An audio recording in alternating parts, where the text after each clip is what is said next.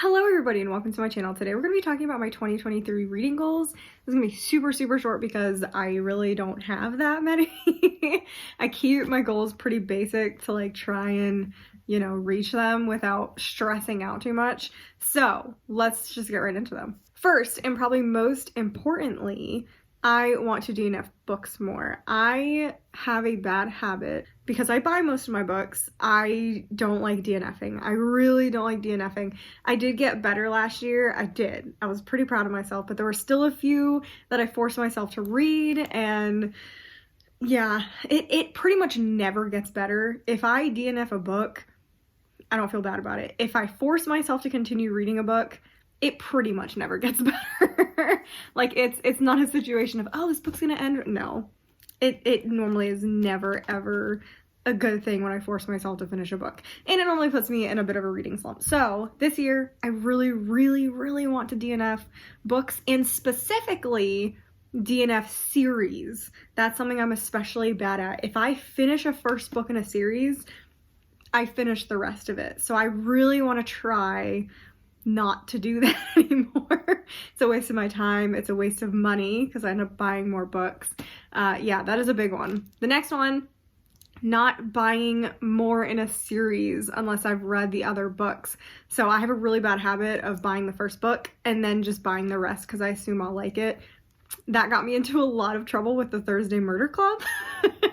I bought the first book and then I went and bought the other two in hardback, and I DNF'd the first book. So that was a really tough one and kind of a big smack in the head. Like, hey, what are you doing? What are you doing? And that's why I haven't been buying special editions. I haven't been buying series that I haven't read as special editions that Fairy Loot, LitJoy, and etc. have come out with, because I have 3 sets of Strange the Dreamer and I haven't read them. So we're trying to tone that down as well. Because it's a mess. I want to read more backlist books in my library. I am actually currently working on that. I'm very excited. I'm reading some books that I've had for a very long time right now for a vlog that should be coming out by the end of January. I'm hoping really coming out next week, but I don't know. It's taking me a little bit longer than I thought it would, which is kind of stalling my reading in general because I'm stuck in this reading vlog.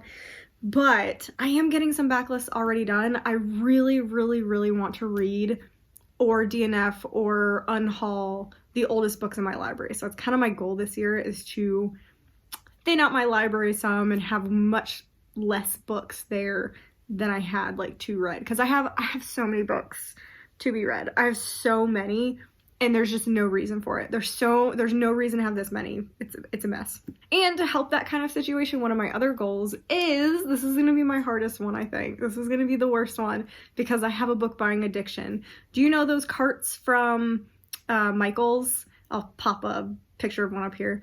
Yeah, I have a bunch of those. I am dedicating one entire cart to books that I buy in 2023. And if I fill the cart up, I cannot buy anymore. So I have to be reading them as I'm getting them, or I can't buy anymore. So I have it upstairs next to my bed so I can see it at all times. And I am already halfway full. And it's January, what's today? 11th, 12th. It's January 12th. And it's already halfway full.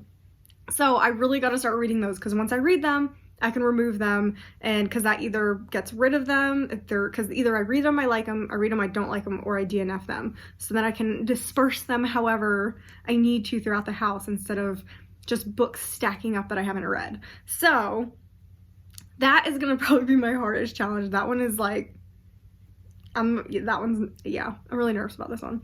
Okay, the next goal that I have, which is a continuation off of last year. I tried to do this last year. I did really well until about October, and then October everything fell apart.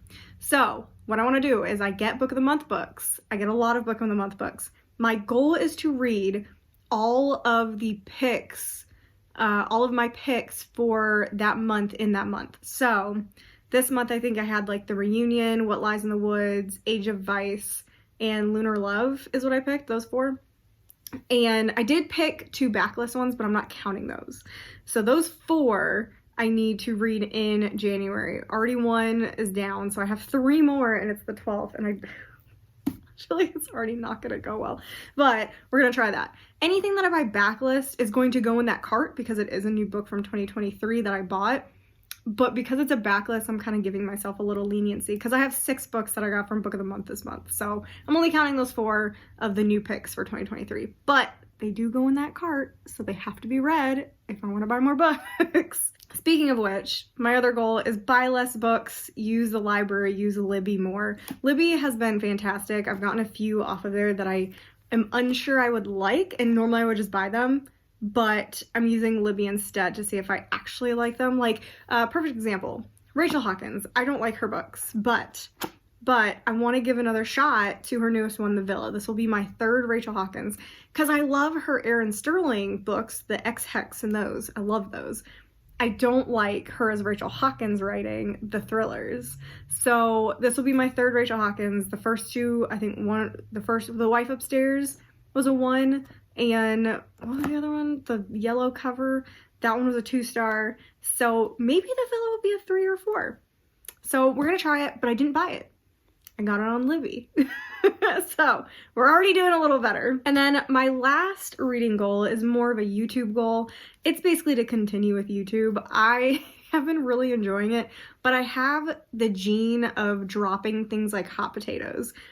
I'm really bad about getting really involved in something and then just kind of quitting it. So my goal is to continue and persevere through difficulties, like if my channel's having slow times, which it's a super small channel, so it's always having slow times, but it's basically that. Like if it gets difficult or if I get disheartened, to not quit. It's something really hard for me because I like to be good at stuff right away. So if I'm not good at something, I tend to be like, okay, this is it, we'll move on, find something else that you like. But I've been really enjoying YouTube, even if it's for such a small audience. But I've been enjoying it. I've been enjoying talking with people on YouTube. They're so nice, and I've been really enjoying that. So I really want to continue and not just give up halfway through the year if I don't have growth, etc. But it's been going fine. I think my other like stretch goal is to hope to have 1,000 subscribers by the end of the year. I'm at 550, which is amazing.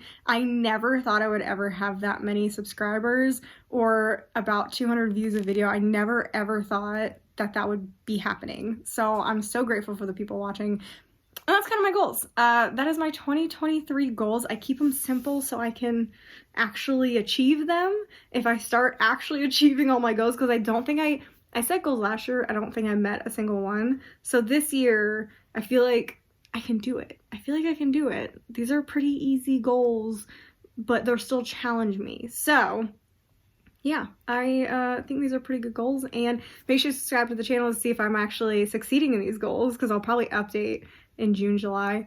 And then yeah, make sure you like the video, leave a comment down below what your goals of 2023 are, reading goals, any type of goals really. This was just specifically reading goals. And yeah, that's all I have for you today, and I'll see you guys in the next video.